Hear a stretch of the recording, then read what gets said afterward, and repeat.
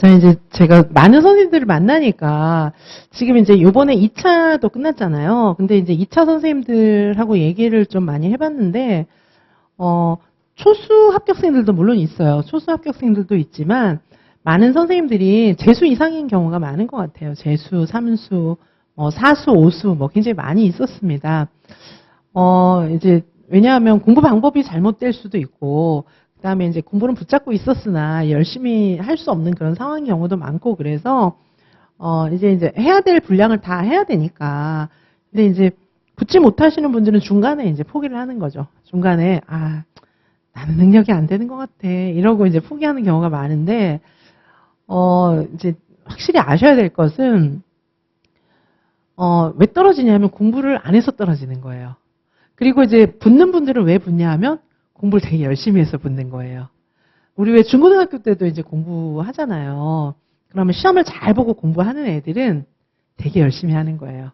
열심히 하니까 시험을 잘 보는 거고, 이제 공부를 안 하기 때문에 시험을 못 보는 거거든요. 그래서 우리 이제 유아인명 시험 같은 경우에도 조금 장기전이죠. 1년 동안 공부하는 게 그렇게 이제 단기전은 아니에요. 1년도 길잖아요. 자, 그래서 1년 동안 공부하시는데 이제 꾸준히 많은 시간을 공부하시기 위해서는 이제 밤낮 바꾸지 말고 규칙적으로 공부하고 좀 중간에 또 슬럼프에 빠지고 막 나는 아무래도 틀려버린 것 같아 막 그러면 안 되는 거예요. 그냥 쭉 가셔야 되는 것이고 합격하시는 분들은 생각보다 공부를 열심히 했어요. 그리고 합격수기 발표하고 그럴 때 이제 선생님들이 많은 얘기를 하시는 건데 내가 작년하고 재작년하고 공부했을 때 왜 떨어졌는지를 이제 되돌아 생각해 보면 공부를 요만큼만 해도 되는 줄 알고 잘못 생각한 거다. 근데 내가 요번에 붙어서 합격을 해보니까 생각보다 공부를 많이 해야 되더라. 이 정도까지는 해야 되는구나. 그런 걸 느꼈다는 얘기를 많이 하세요. 그래서 이제 선생님들이 저한테 이제 공부 상담도 하고 막 이렇게 하시는데 공부를 조금만 하실 생각들을 하시는 분들이 많이 계시는데 공부를 좀 많이 하셔야 돼요. 근데 공부를 많이 하신다고 해서 그러면 직장도 다 때려치고 완전히 집 나와가지고 올인하고 막 꼭 그런 걸 의미하는 것은 아니에요. 그래서 이제 마음이에요. 얼만큼 올인하느냐. 공부에 내 마음이 얼만큼 올인하느냐. 이제 그 문제고 그리고 이제 공부에 정말 집중하는 시간도 꼭 필요하기는 합니다. 자, 그래서 생각보다 선생님들이 공부를 안 해요. 공부를 안 하시고 붙기를 바라고 그러면서 맨날 내 머리 탓만 하고 그러시는데 머리는 아무 문제가 없어요. 머리는 아무 문제가 없고 단지 이제 공부를 안 하셨다는 거. 그거를 좀 생각해 주시면 될 것 같아요. 그래서 합격하시는 분들 이번에 이제 1차 발표 나고 2차도 제가 봤을 때는 이번은 꼭 합격하겠다 이런 분들이 있거든요. 이제 1차 점수, 2차 하시는 거 봤을 때는 2차 점수도 예측이 되니까 이제 그런 분들 같은 경우에는 진짜 열심히 해요. 그리고 1차를 붙었는데 2차를 정말 안 하는 분들도 계세요. 그런 경우는 정말 제가 마음이 아픈데 1차를 붙었다고 해서 또 2차를 무조건 열심히 하는 것도 아니에요. 2차도 막 공부 안 하시는 분들이 많거든요. 그러면 그런 분들은 이제 안 되는 거예요. 근데 1차도 열심히 하고 제가 봤을 때 2차도 정말 열심히 하는 거예요. 그런 분들은 붙죠. 네, 그래서 지금부터 선생님들이 열심히 해주시는데 단 장거리 경주니까 너무 지치게 초반에 막 너무 지쳐가지고 왜 우리가 발달도 이제 스스로 조절을 하잖아요. 그런 것처럼 어느 정도 막 너무 심하게 막 에너지를 확 초반에 완전 밤낮 바꿔가면서 맨날 밤새 갖고 막 이렇게 진을 다 빼버리면은 이제 중간에 슬럼프가 올 수도 있어요. 그러니까 중요한 거는 좀 잘 계획을 세워가지고 일정한 시간을 최대한 공부를 많이 확보하는 방법은 아침에 일찍 일어나서 낮 시간을 치열하게 타이트하게 보내시고 일정한 수면 시간을 탁 확보하고 그런 게 되게 필요한 거예요. 자, 그래서 선생님들 지금 생각하실 것은 이제 공부하는 나만의 그런 루틴을 조금 만들어 가셔야 되는데 깨어있는 시간 동안에 최대한 치열하게 공부를 하셔야 됩니다. 남 다 자는 시간에 나 혼자 공부한다는 거는 그건 말도 안 되는 거고 꼭 이제 안 되는 경우에 그렇게 하시는 경우가 많아요. 아마 지금 이제 작년에 떨어지고 새로 공부하게 되신 그 선생님들께서는 이제 내가 잘못된 게 뭐였을까 이걸 분석을 해보면 낮밤을 바꾼 분들 굉장히 많이 계실 겁니다. 그래서 낮밤을 바꾸지 말고 아침에 일찍 일어나서 밤에도 이제 일정한 시간에 주무셔가지고 대신에 한계가 있다는 걸 충분히 인식하시고 나는 나의 하루도 24시간밖에 안 되는 거예요. 그중에 일정한 시간은 자야 되고 일정한 시간은 드셔야 되고 이런 게 다 있기 때문에 내가 공부할 수 있는 시간은 굉장히 지극히 한정적이다. 나의 한계를 인정하시고 그거를 공부를 할 수 있는 계획을 짜셔야 되는 거예요. 그래서 기본서가 두꺼우면 안 되는 겁니다. 자, 그리고 그 시간을 타이트하게 최대한 집중해서 보낼 수 있게. 그래서 제 강의를 들으실 때 필기하고 나중에 강의를 들으려고 그러면 그게 시간이 안 되는 거예요. 강의를 쭉 들으시는 게 더 중요하고. 자, 그리고 명심하실 것은 선생님들 머리와 능력에는 아무 문제가 없다. 단지 공부를 안 했을 뿐이다. 그리고 내가 스스로 안 된다고 안 될 거야 나는 이렇게 생각하시면서 계속 좌절하고 방황하고 막 이런 것 때문에 시간이 낭비돼서 그렇지 선생님들의 능력에는 아무 문제가 없어요. 왜냐하면 붙은 분들도 능력이 막 되게 뛰어나고 IQ가 200이고 이런 게 아니기 때문이에요. 다 선생님들하고 똑같아요. 그런 과정을 거쳐서 때로는 오랜 시간을 인내한 분도 계시고 빨리 붙는 분들은 그만큼 짧은 시간을 타이트하게 사용하신 분들이 많다는 거예요. 자, 그래서 지금부터 또 열심히 해주시기 바라겠습니다. 자, 그러면 여기 이제 행동주의 보도록 하시겠습니다. 자, 행동주의는 직접 관찰하고 측정할 수 있는 외현적인 행동에 초점을 맞추었어요. 머릿속에서 얘가 아는 인지작용이 일어나는 거 그건 난 몰라. 얘의 행동, 관찰 가능한 행동에만 초점을 맞추고 있는 것입니다. 자, 유아의 행동에 변화를 미치는 궁극적인 법칙을 밝혀가지고 이 법칙대로 얘한테 적용하면 행동이 수정된다. 이렇게 이제 본 거예요. 자, 발달을 단계로 나누지 않고 여기서는 연속적인 과정으로 봤어요. 피아제 같은 경우에 1단계, 2단계 있지만은 행동주의 1단계, 2단계는 들어본 적이 없잖아요. 자, 그리고 행동의 질적 변화를 강조하면서 여기서는 주로 실험을 했어요. 주로 이제 동물 실험에서 출발했습니다. 자, 먼저 고전적인 조건 형성 이론이 있어요. 이거는 인간을 완전 수동적으로 본 거예요. 그래서 자극을 주면 반응하는 거야. 강아지 훈련하고 똑같이 이렇게 생각한 겁니다. 자, 파블로프 같은 경우에 개 실험을 했어요. 그래서 개한테 먹이를 주면서 종을 울리잖아요. 그러면 먹이하고 종하고 결합을 시킨 거죠. 그러면 얘가 나중에는 종소리를 학습한 거예요. 그래서 종소리만 들려도 침을 흘리게 되는 거예요. 자극을 계속 일정한 자극을 줬더니 그게 학습이 됐다. 이렇게 보는 입장이고 사람도 마찬가지라는 거죠. 일정 자극을 주면 그걸 학습해서 행동이 고쳐진다. 이렇게 이제 생각을 한 겁니다. 왓슨은 고전적 조건 형성을 아이들한테도 아이들한테도 적용시키면은 좀 원하는 방향으로 내가 키울 수 있어. 왓슨이 이제 애들 아무나 줘봐. 내가 다 길러줄게. 이렇게 이제 얘기를 했어요. 뭐 그렇게 얘기한 사람이 몇 사람 있습니다. 자, 그리고 스키너는 이제 조작적 조건 형성인데 이거는 고전적 조건 형성보다는 그래도 인간을 약간 능동적인 존재라고 생각을 한 거예요. 왜냐하면은 이게 상의 내용하고 상의 내용을 잘 조합을 해야 얘가 그 상이 조금 매력이 있어야 해야지 이런 선택을 한다는 거예요. 자, 그래서 보시면은 조작적 조건 형성이라고 하는 것은 어떤 행동에 대해서 선택적으로 보상을 하는 거예요. 아이들이 어떤 행동을 하면 선택적으로 보상을 하는 것입니다. 애가 좋은 반응을 보이면은 이제 상을 많이 주고 어떤 반응 좀 안 좋은 반응을 보이면은 상을 아예 안 주고 어떤 반응을 보이면은 벌 주고 막 이런 식으로 해갖고 이제 선택적 보상을 하는 거예요. 그러면은 얘가 이제 자기가 제일 받고 싶은 걸 딱 받으면 되게 열심히 한다는 거죠. 자, 그래서 반응이 일어날 확률을 증가시킨다. 자, 여기서 선택적 보상이라고 하는 것은 강화와 벌을 의미하는 거예요. 자, 그러니까 적어도 애가 나 이거 열심히 해야지 이런 선택은 한다는 거예요. 상이 있는데 상이 별로 시원찮아요. 에이, 나 안 할래. 그냥 이렇게 생각한다는 겁니다. 자, 아동의 행동의 변화 보시면 강화나 벌을 잘 조합하면 바람직한 행동을 만들어갈 수 있다. 이렇게 본 것입니다. 강화의 종류에는 정적 강화, 부적 강화, 연속 강화, 간헐적 강화가 있습니다. 정적 강화는 좋아하는 걸 주는 거예요. 얘가 뭘 잘하면 먹을 것도 주고 막 이렇게 하는 겁니다. 자, 그리고 부적 강화는 얘가 뭔가 좀 바람직한 행동을 하면은 얘가 싫어하는 걸 빼주는 거예요. 예를 들면 얘가 엄마 심부름을 했어요. 이제 심부름하는 걸 좀 습관 들이고 싶다. 엄마 심부름을 하면은 방 청소를 빼주는 거예요. 그래서 얘가 싫어하는 걸 빼주는 겁니다. 그게 부적 강화예요. 자, 그 다음에 연속적 강화는 레귤러하게 강화물을 주는 거예요. 항상 동일하게 상을 주는 겁니다. 자, 그리고 간헐적 강화는 좀 그때마다 조금씩 달라지는 거예요. 자, 이런 거 오히려 달라질 때 아이들이 학습이 훨씬 잘 됩니다. 효과가 더 좋아요. 연속 강화보다는 간헐적 강화가 훨씬 효과가 있습니다. 자, 그 다음에 이제 강화가 있으니까 벌도 있겠죠.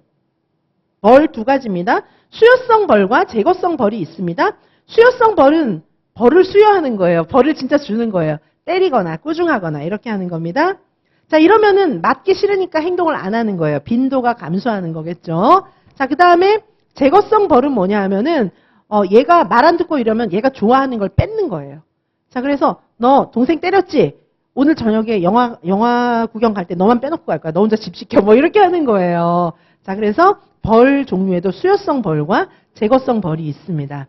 자, 그리고 프리맥의 원리도 있는데 프리맥의 원리도 강화의 일종입니다. 그런데 강화제를 어떻게 쓰는 거냐 하면 유아에게 빈번히 일어나는 행동, 자, 빈번히 일어나는 행동을 덜 빈번하게 일어나는 행동의 빈도를 증가시키기 위한 강화물로 쓰는 거예요. 자, 예를 들면은 얘가 운동하는 건 되게 좋아하는 거예요. 맨날 이거는 되게 빈번하게 일어나는 행동이죠. 그래서 책 보는 건 너무 싫어하는 거예요.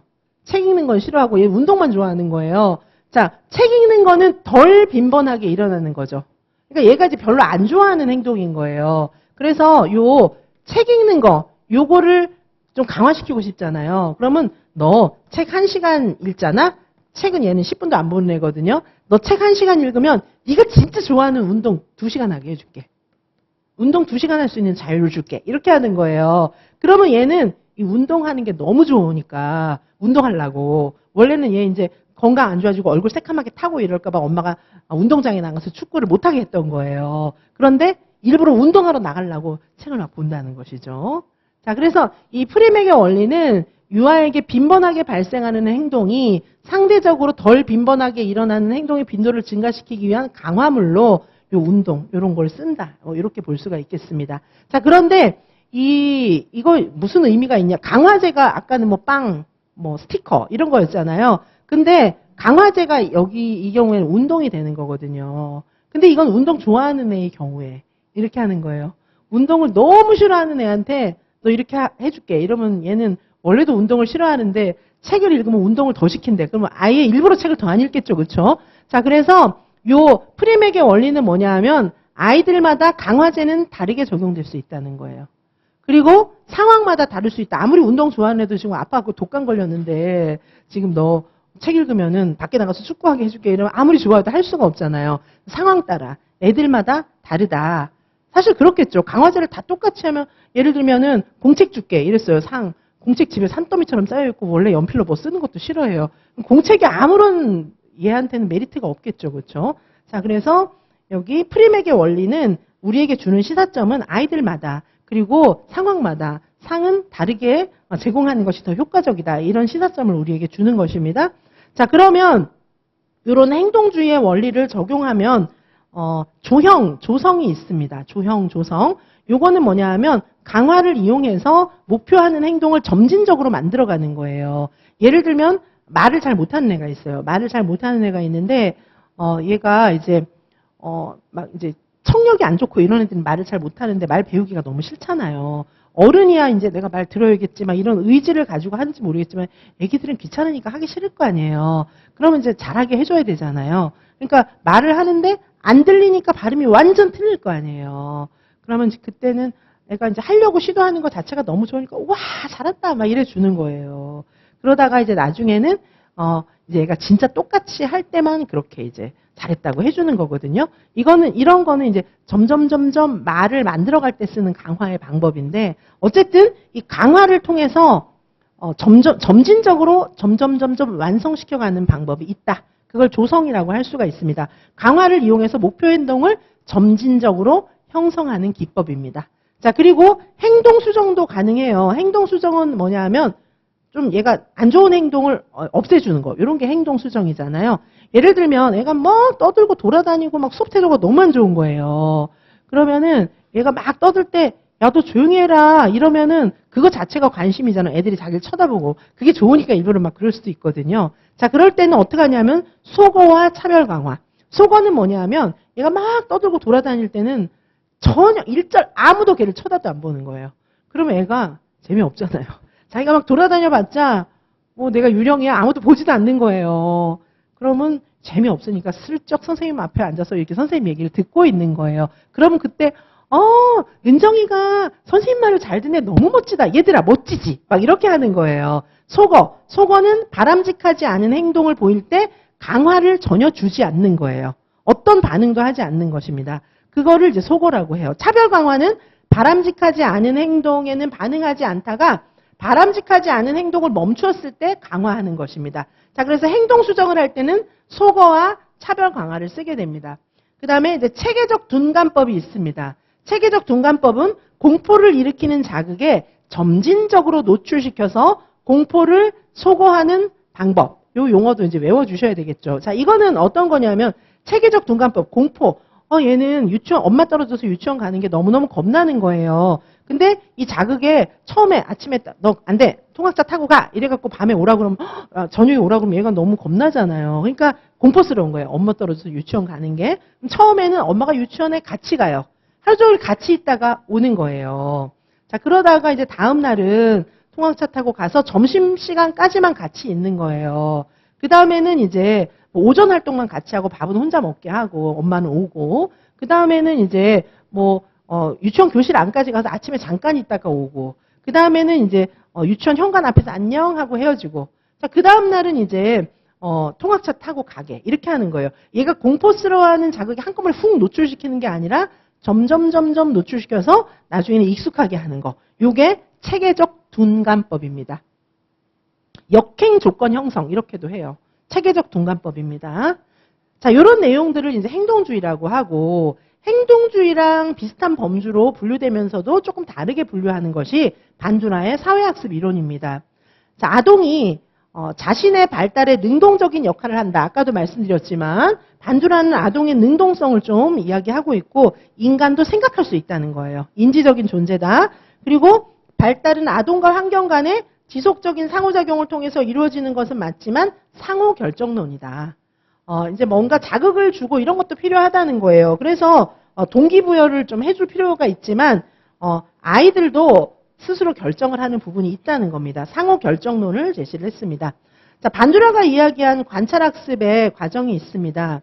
자, 관찰학습의 과정에는 주의집중, 파지, 운동재생, 동기화. 동기화는 이제 강화, 이런 거하고 같이 이제 엮여져 있는 거죠. 자, 요거는 이제 보통 운동 배울 때 요걸 또 쓰기도 해요.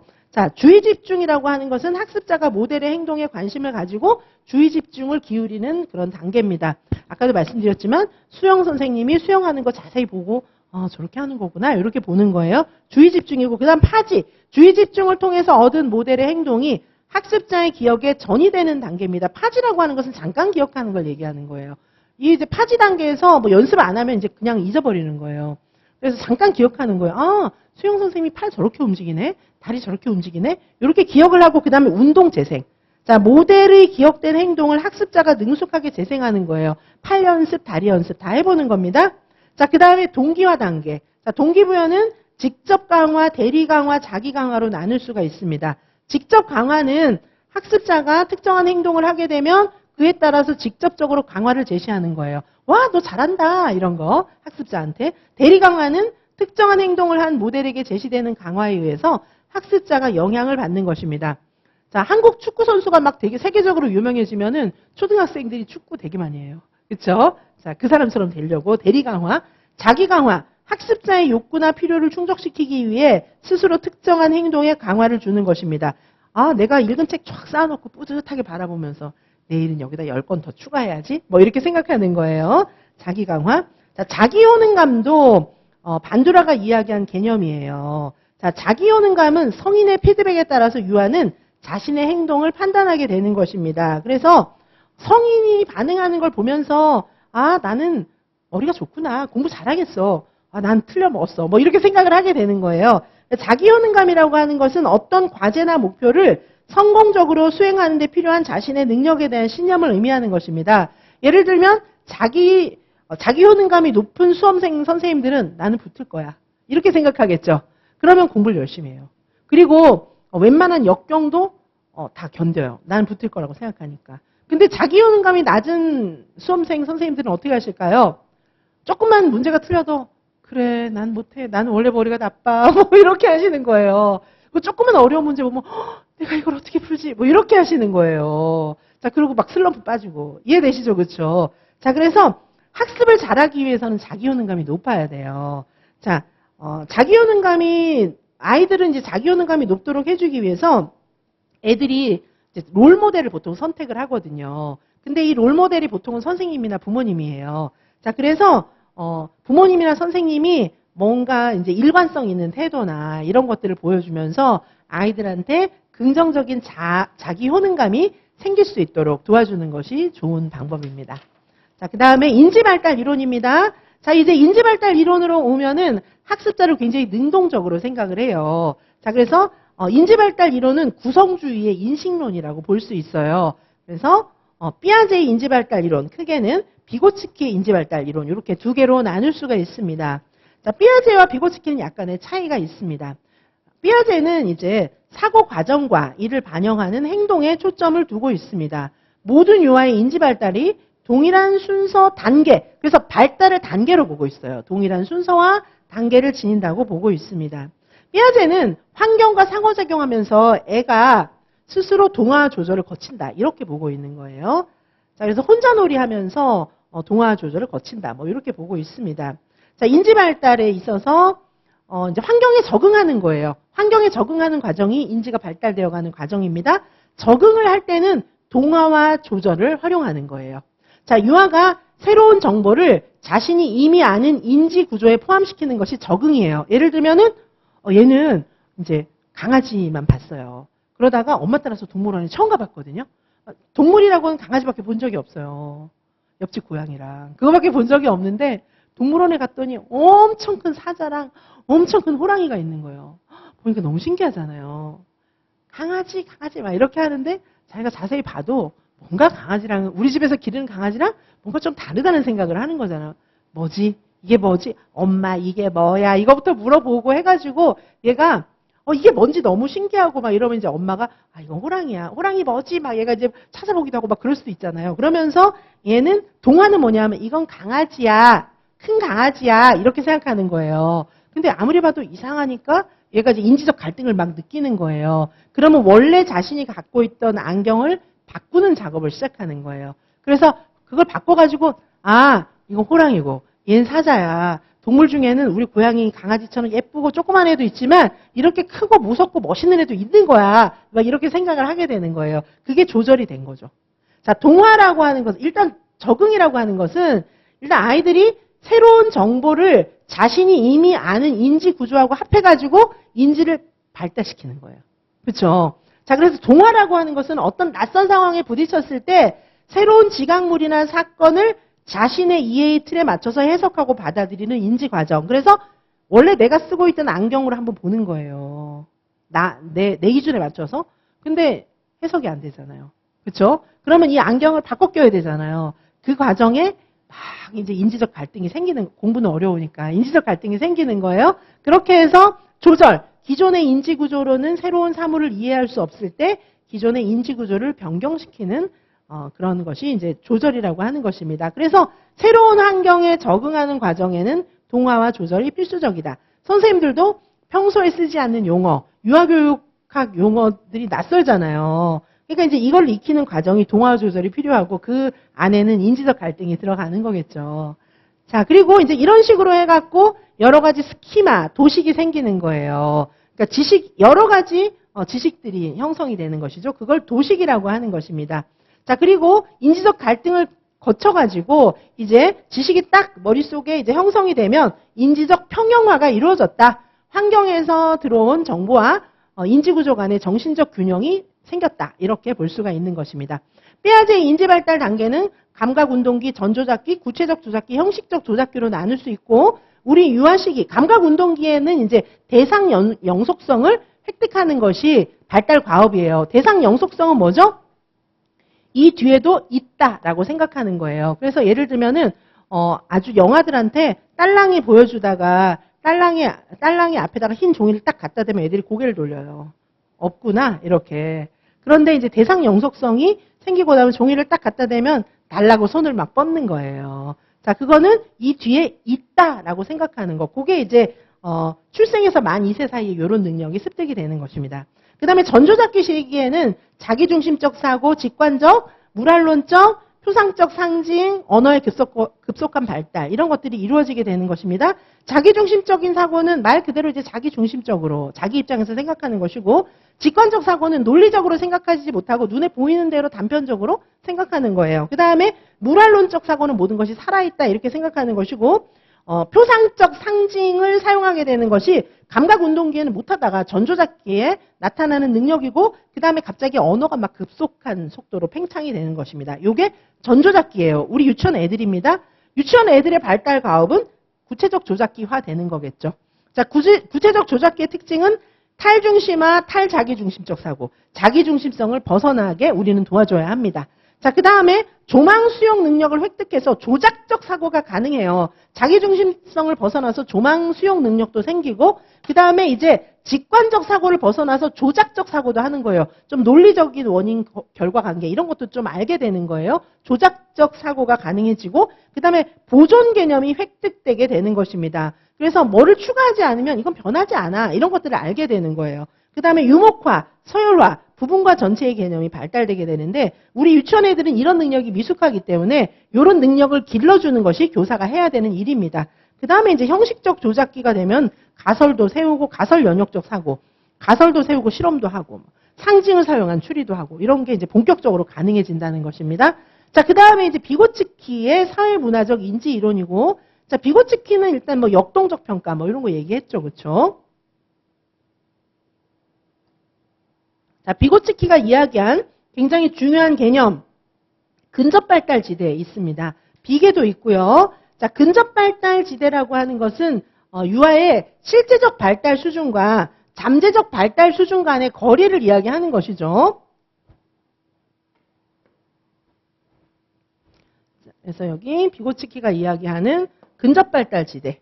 자, 근접발달 영역, 근접발달 지대라고 하는 것은 ZPD 뭐 이렇게 쓰죠, 그렇죠? 그래서 이거는 유아가 이렇게 있어요. 유아가 있으면은 얘가 이제 원래 요런 존재였는데 얘가 스스로 막 열심히 노력해가지고 요만큼 발달할 수 있어요. 요게 이제 실제적 발달 수준이에요. 실제적 발달 수준.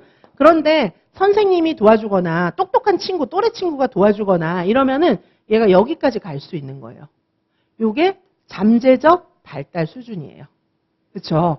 그래서 근접 발달 지대라고 하는 것은 요 실제적 발달 수준과 잠재적 발달 수준 간의 거리.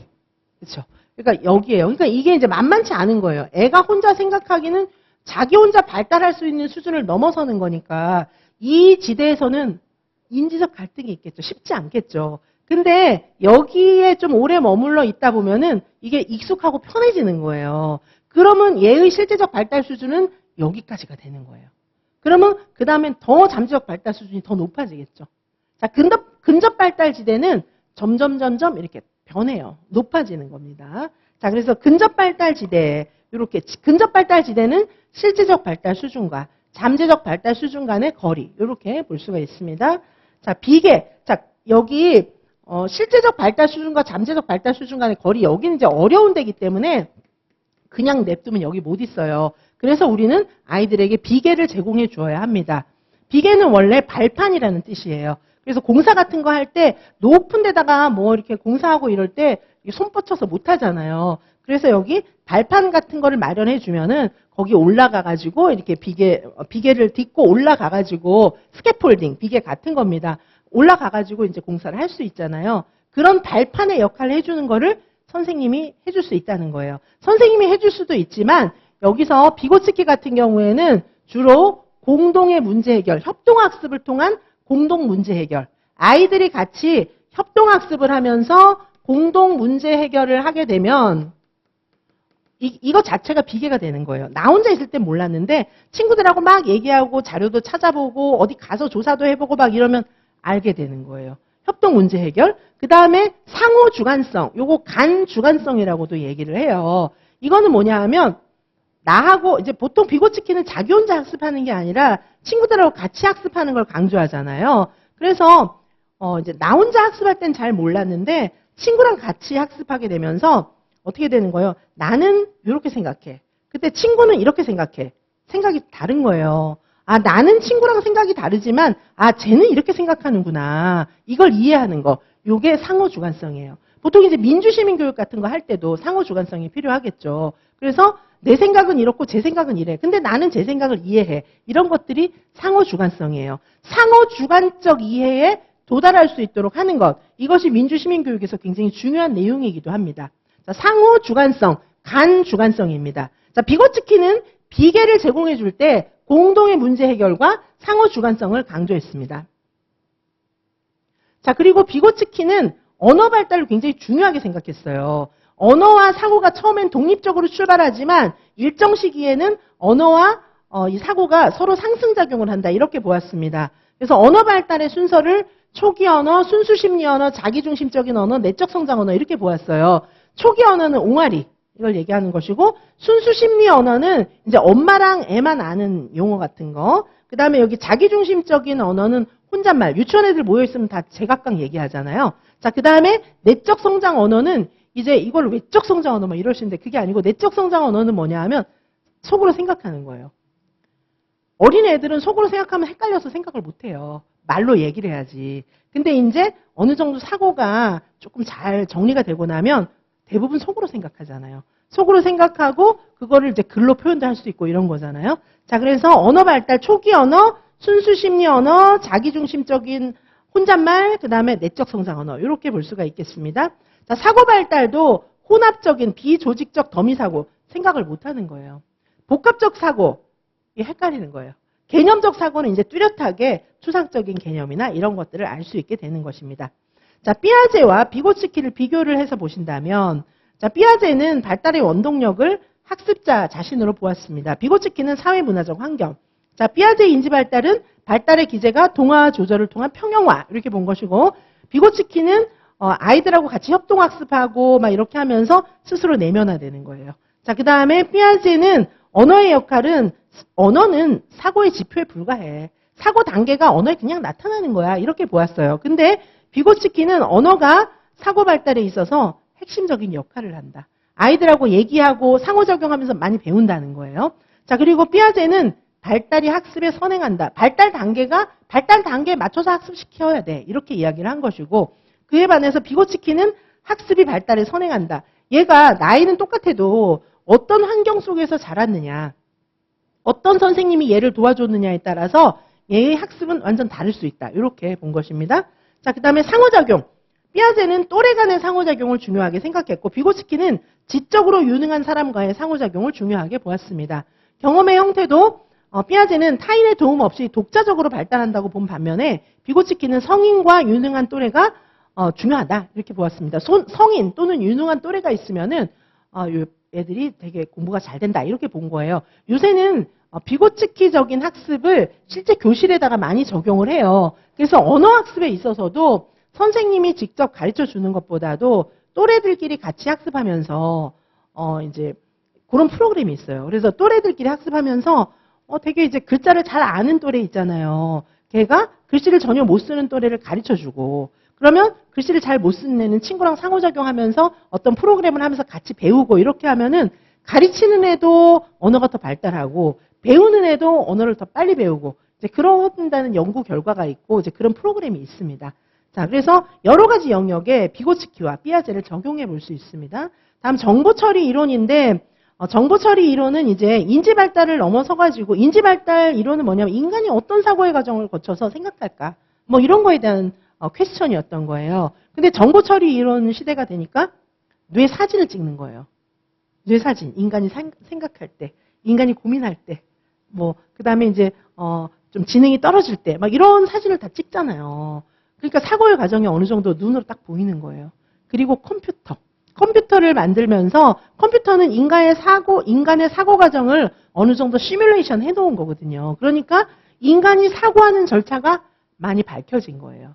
그래서 심리학계가 이제 많은 충격을 받았어요. 그런 과정에 나타난 것이 정보 처리 이론입니다. 그래서 컴퓨터랑 많이 같이 연결시켜 놨어요. 자, 인간의 기억 저장소는 감각 기억, 단기 기억, 장기 기억이 있습니다. 자, 감각 기억. 자, 일단 인지 처리를 할 때 주의 지각을 해요. 일단 딱 봐야죠. 저게 뭐지? 이렇게 보는 거예요. 그러면은 이제 감각 기억 속에서 주의 집중하고 이제 보는 겁니다.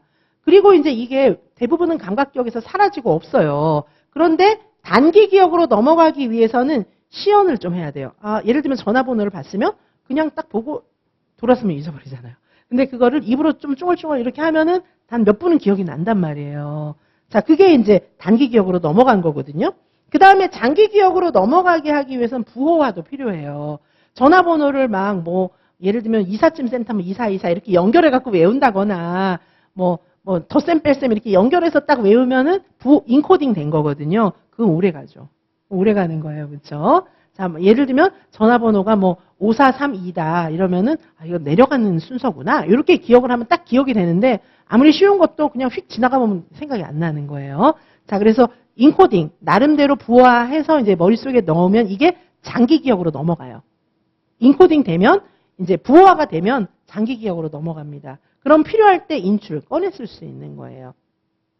자, 인간의 두뇌는 인출과 망각이 있습니다. 그 다음에 메타인지 초인지. 자, 이거는 뭐냐면 자신의 기억이나 학습 방법이나 이런 것들을 컨트롤하는 거예요. 자, 메타인지 초인지 자신의 인지 과정을 아는 거. 이게 이제 메타인지 초인지입니다. 학습을 잘하는 사람은 메타인지가 발달하겠죠. 내가 지금 이 부분은 모르는구나. 이것만 공부하면 되겠어. 그리고 안 그러면 이제 처음부터 끝까지 다 공부하려면 할 게 너무 많잖아요. 근데 이제 메타인지를 알면 나는 요거는 아는데 요거는 몰라. 요걸 공부해야 돼. 요 부분을 할 때 내가 비효율적이구나. 이런 걸 알 수 있잖아요. 그런 게 메타인지 초인지입니다. 자, 그다음에 인지 처리 과정은 아까도 말씀드렸지만 주의 집중, 자극에 의식적으로 초점하고 반응을 맞추는 것입니다. 시연, 소리내고 반복하는 거. 그다음에 부호화는 정보를 내가 알 수 있는 형태로 변형하는 거예요. 나중에 선생님들 왜 암기 노트도 나오고, 그렇죠? 단권화 노트도 나오고 막 이러잖아요. 오답 노트도 나오고, 그러면 이제 정보를 변형시켜서 나름대로 인코딩 한 거예요.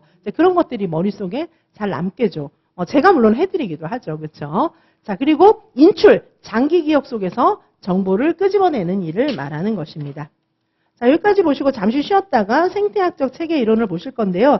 일단 지금 발달은 되게 자세하게 해드리고 있는 거예요. 놀이는 우리가 진도를 다 나갔기 때문에 빨리 나갈 겁니다. 네, 잠시 쉬었다가 생태학적 체계 이론부터 보도록 하시겠습니다.